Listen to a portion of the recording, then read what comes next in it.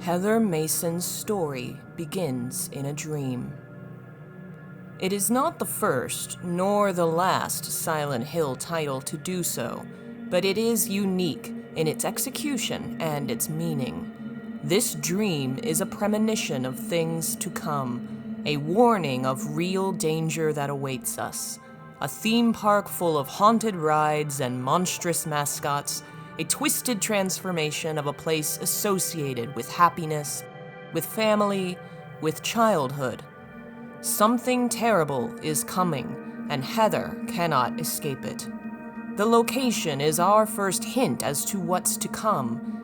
This is a story about the end of childhood, of our main character's progression from an innocent kid to a capable adult, and all the pain and loss that comes with it. Showing us a place so associated with youth, turned into a place of danger and monstrousness, is a major sign of what's to come. The end of our innocence is near.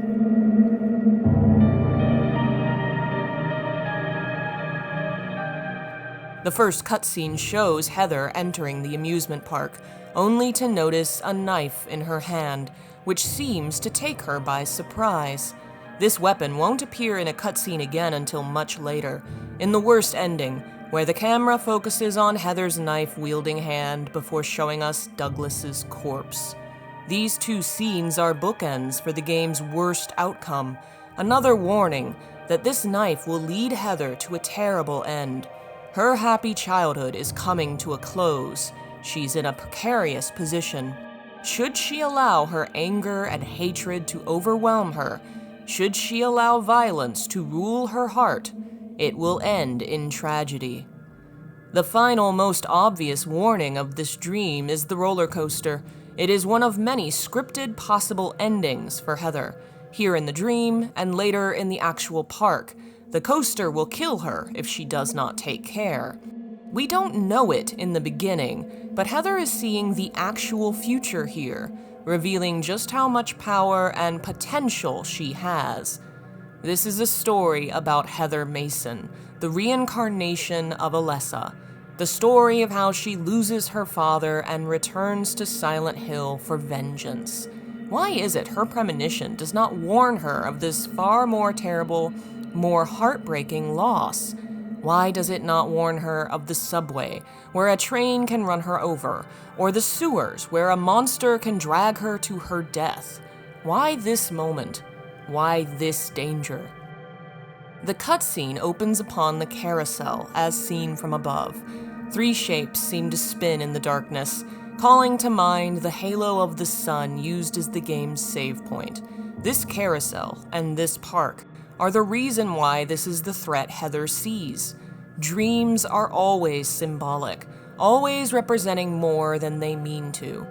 This is a warning of Harry's death, in that it warns us of Heather's loss of innocence, that this theme park meant for children has been transformed, that this carousel specifically, a ride meant for very young kids, has twisted into a nightmare. For longtime players, it likely brings another haunted ride to mind. Most of Heather Mason's journey reflects her father Harry's journey in the first Silent Hill, and both of them have major boss fights on a carousel near the end of the game, fighting someone they have a close personal relationship with. Harry against Sybil, his only real ally, and Heather against her darker self, her own past life. In the first Silent Hill, the carousel is a major turning point. Sybil's life hangs in the balance, and her survival determines which path Harry's story will take in the end. Should she live, Harry will reveal an important truth, that his daughter is not his by blood. This reveal colors the whole game in another light, revealing just how deeply and truly he loves Cheryl.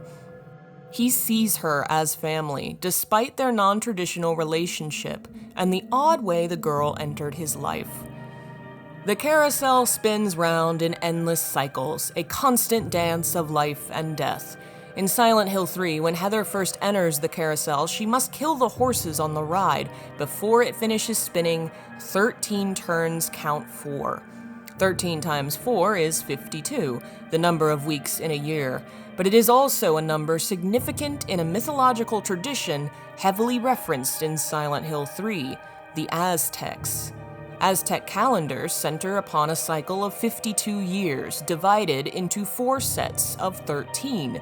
At the end of this cycle, the possibility of an apocalypse looms. The spinning wheel takes on heavy significance when you connect it to all these threads. It is a circle spinning round, it is the months turning into years, the years into decades. It is the passing of time, life and death, which is what Heather is facing in Silent Hill 3, the reality of these cycles, and the fact that her father's cycle has ended. I'm sorry, Dad.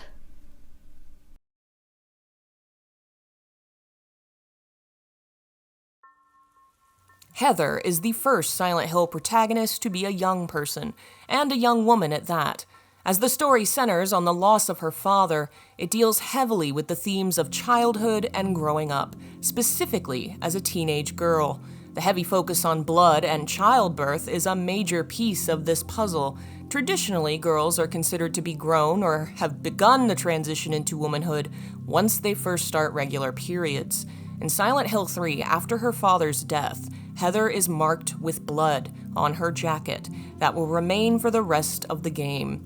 The first shedding of blood that marks her move into adulthood.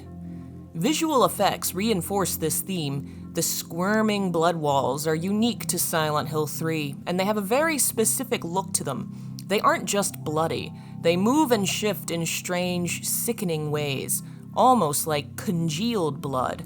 One scene shows Heather finding blood in a bathtub. Another has her unfolding a hanger to reach up and unlock the way forward. And of course, she's become impregnated against her will with God. Heather's enemies reflect the unique threats and fears a teenage girl might face. The first monster she encounters is found in the mall, in a woman's clothing store, hovering over a dead female body, chewing on its face.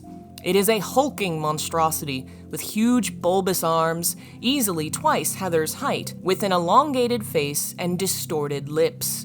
It looms over her, slowly advancing as Heather fires her weapon, acting as a very intimidating first threat.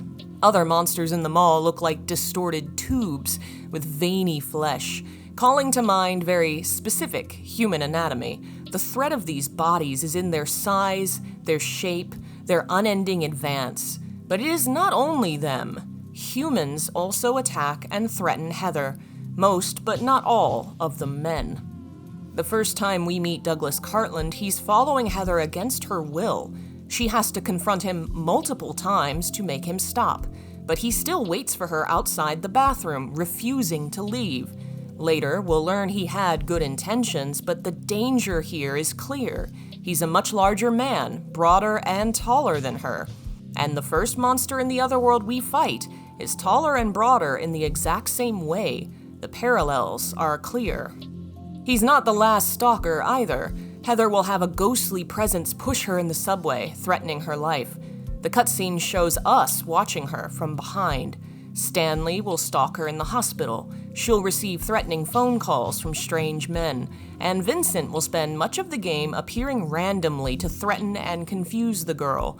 In Silent Hill 3, our protagonist is surrounded by visible and invisible masculine threats, represented by monsters, but also by actual men she meets, and the way most of them treat her as a toy, an object, as something to be used. Heather's design reflects her transitional stage of life, moving from girl to woman. Her outfit is slightly feminine, with a skirt, but slightly practical, with her boots and puffy jacket. Her skin is covered in freckles and blemishes, her hair dye has started to fade, giving her the appearance of real humanity. Her color palette works well with red, as orange, green, and white are all complementary to it. Heather has a fear of mirrors. She comments on it when examining the object in game, and there's a portion of the hospital later that manifests her worst fear. This deep fear ties into her forgotten past, the fact that there was another her she's forgotten about, but it also works well with the general feminine themes.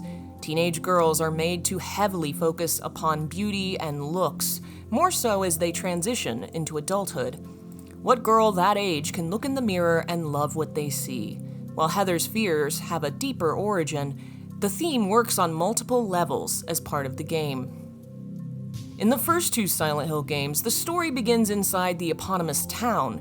In this one, it begins outside it, in another town entirely, and the protagonist makes the choice to enter Silent Hill on their own. This shift gives Heather a unique twist, making her someone who willingly walks into hell. While both Harry and James make the willing choice to move further into the town, they were already there to some extent, so it doesn't feel like as much of a choice. Having the player begin elsewhere and watch Heather choose this reinforces the strength of her desire, her need for vengeance for her father.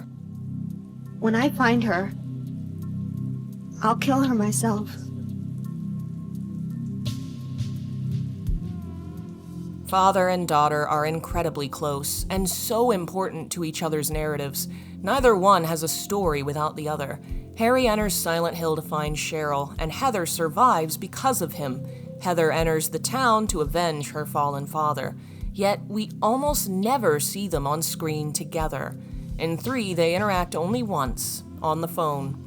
A one-sided conversation we hear as Douglas is following Heather.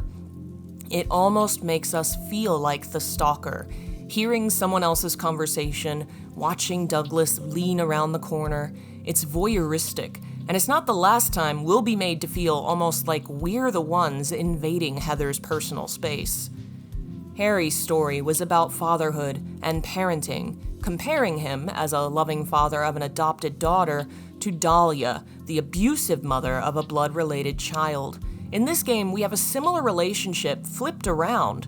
We have Heather, adopted daughter of a loving father, against Claudia, the abused daughter of a horrific father, who we meet in the hospital. The parallels are clear. The names are even similar. Both Heather and Harry are 2 syllables with an H. Claudia and Dahlia both have the same ending, and they're both priestesses of the order. The games are commentating on parenthood and how much true, sincere love means between family, and how much more important and powerful it is than a blood relationship turned sour. As part of her journey to adulthood, Heather follows in her father's footsteps. Like him, her story begins in a dream. Like him, she travels to similar levels: a mall, an underground area, a hospital, an amusement park, a church. They face similar bosses, the worm monsters, incarnations of God.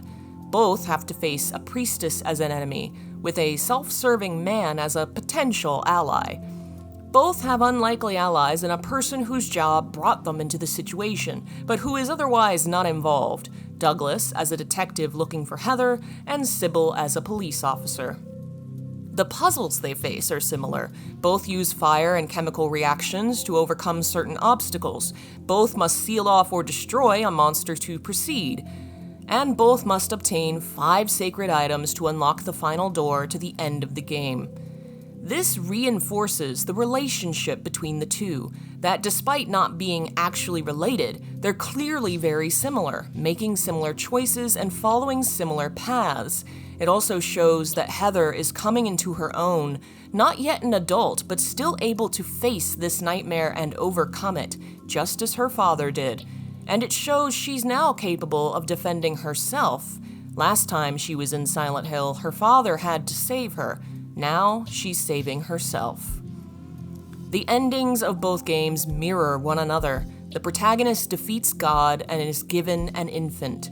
In Silent Hill 3, originally there was an idea to have Heather hear an infant's cry after the boss is defeated, which is why she turns around as if she heard something. It would mirror her father exactly, leading her to possibly make a difficult choice, just like he did, to raise the infant child of an unknown demonic source, or not. Her father did, leading to her survival. Will she do the same? The heavy focus on Aglaophotis also connects the two. It's the literal saving grace that saves Heather, showing us her dad isn't entirely done watching over her. She always carries the necklace because her father told her to. In an early cutscene, the necklace is shown prominently, a major hint as to its importance. This material is what saved Sybil and allowed Harry to obtain the better endings of the game. Without it, Heather wouldn't even be here. As Alessa's reincarnation, Heather is a unique character in game lore. She is technically one person who is also three people. A person who is the mother of God in one life, who gave birth to her own reincarnation. The heavy association with divinity and motherhood ties into many magic and mythic traditions, particularly the triple goddess of paganism or the divine trinity of Christianity.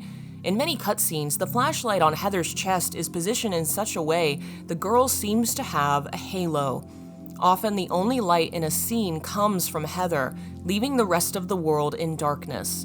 It reinforces the danger she's in, a lone, innocent girl surrounded by shadows, but it also seems to emphasize her role as a light in that darkness.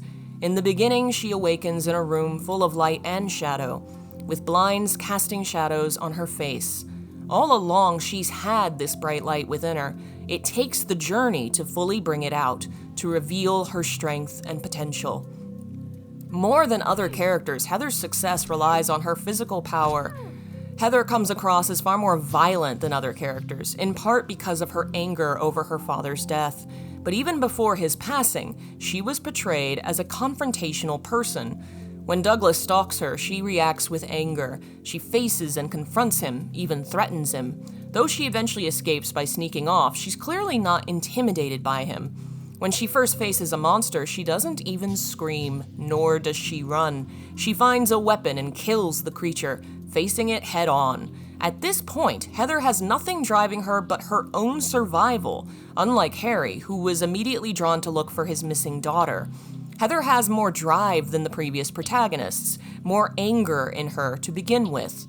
When she speaks to Vincent, she's not afraid to confront him either. When she gets angry, she slams her fist on the wall, stomps forward as if to attack. Vincent has to retreat, holding up his arms, placating her.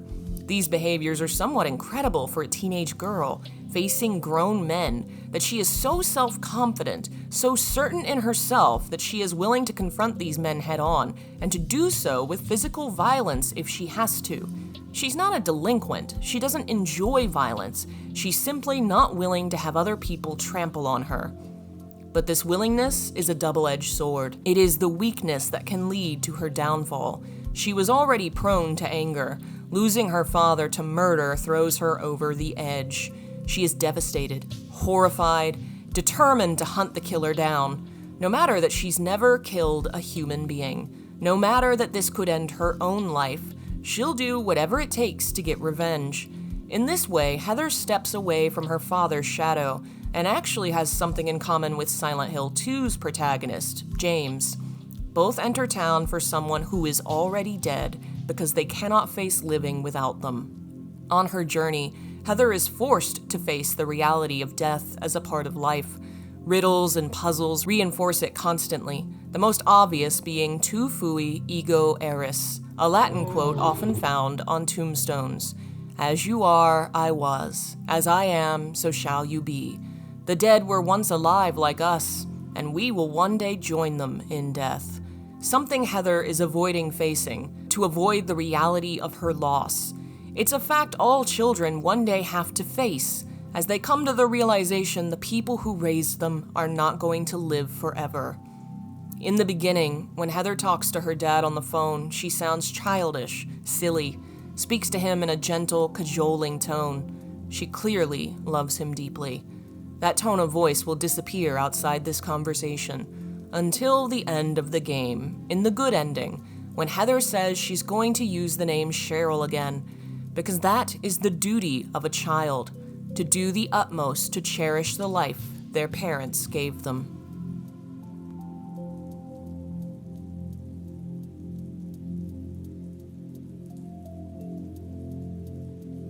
Dad, it's me. Yeah. Sorry I didn't call sooner. Yeah, I guess I was. Anyway, I'm coming home now. Oh, I didn't get that thing you asked me to.